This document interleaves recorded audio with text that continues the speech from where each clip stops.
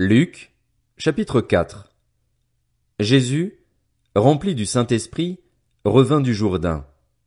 Il fut conduit par l'Esprit dans le désert où il fut tenté par le diable pendant 40 jours. Il ne mangea rien durant ces jours-là et, quand cette période fut passée, il eut faim. Le diable lui dit, Si tu es le Fils de Dieu, ordonne à cette pierre de devenir du pain. Jésus lui répondit, Il est écrit, L'homme ne vivra pas de pain seulement, mais de toute parole de Dieu. Le diable l'emmena plus haut, sur une haute montagne, et lui montra en un instant tous les royaumes de la terre. Puis il lui dit, Je te donnerai toute cette puissance et la gloire de ces royaumes, car elle m'a été donnée, et je la donne à qui je veux. Si donc tu te prosternes devant moi, elle sera toute à toi. Jésus lui répondit, Retire-toi, Satan. En effet, il est écrit, C'est le Seigneur, ton Dieu, que tu adoreras et c'est lui seul que tu serviras. Le diable le conduisit encore à Jérusalem, le plaça au sommet du temple et lui dit, Si tu es le Fils de Dieu, jette-toi d'ici en bas, car il est écrit, Il donnera, à ton sujet, ordre à ses anges de te garder, et ils te porteront sur les mains, de peur que ton pied ne heurte une pierre. Jésus lui répondit, Il est dit, Tu ne provoqueras pas le Seigneur, ton Dieu. Après l'avoir tenté de toutes ses manières, le diable s'éloigna de lui jusqu'à un moment favorable. Jésus, revêtu de la puissance de l'Esprit, retourna en Galilée, et sa réputation gagna toute la région. Il enseignait dans les synagogues et tous lui rendaient gloire. Jésus se rendit à Nazareth où il avait été élevé et, conformément à son habitude, il entra dans la synagogue le jour du sabbat. Il se leva pour faire la lecture, et on lui remit le livre du prophète Ésaïe. Il le déroula et trouva l'endroit où il était écrit « L'Esprit du Seigneur est sur moi, parce qu'il m'a consacré par onction pour annoncer la bonne nouvelle aux pauvres.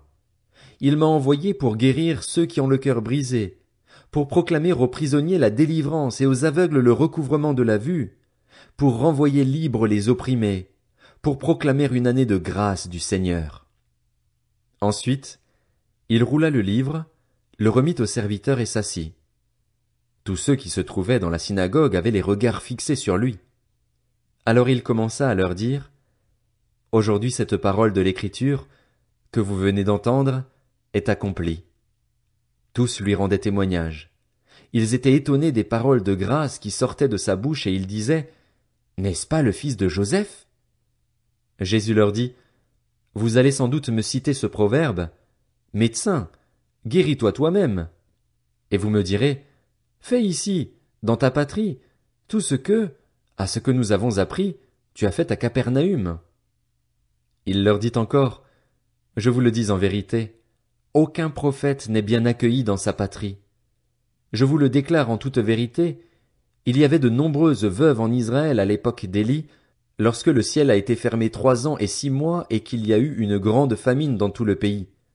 Cependant, Élie n'a été envoyé vers aucune d'elles, mais seulement vers une veuve de Sarepta, dans le pays de Sidon. Il y avait aussi de nombreux lépreux en Israël à l'époque du prophète Élisée, et cependant aucun d'eux n'a été purifié, mais seulement Naaman le Syrien. Ils furent tous remplis de colère dans la synagogue, lorsqu'ils entendirent ces paroles. Ils se levèrent, le chassèrent de la ville et le menèrent jusqu'à un escarpement de la montagne sur laquelle leur ville était construite, afin de le précipiter dans le vide. Mais Jésus passa au milieu d'eux et s'en alla. Il descendit à Capernaüm, ville de la Galilée, et il les enseignait le jour du sabbat. On était frappé par son enseignement, car il parlait avec autorité. Dans la synagogue se trouvait un homme qui avait un esprit démoniaque impur. Il s'écria d'une voix forte, « Ah! Que nous veux-tu, Jésus de Nazareth? Es-tu venu pour nous perdre? Je sais qui tu es, le Saint de Dieu. » Jésus le menaça en disant, « Tais-toi et sors de cet homme. » Le démon jeta l'homme au milieu de l'assemblée et sortit de lui sans lui faire aucun mal. Tous furent saisis de frayeur, et ils se disaient les uns aux autres, « Quelle est cette parole? Il commande avec autorité et puissance aux esprits impurs, et ils sortent. » Et sa réputation gagna toute la région. En sortant de la synagogue, il se rendit à la maison de Simon.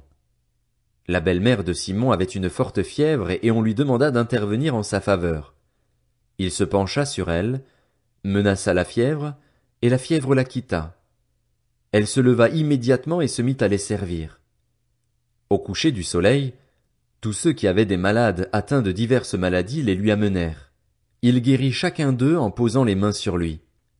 Des démons aussi sortirent de beaucoup de personnes en criant et en disant « Tu es le Messie, le Fils de Dieu !»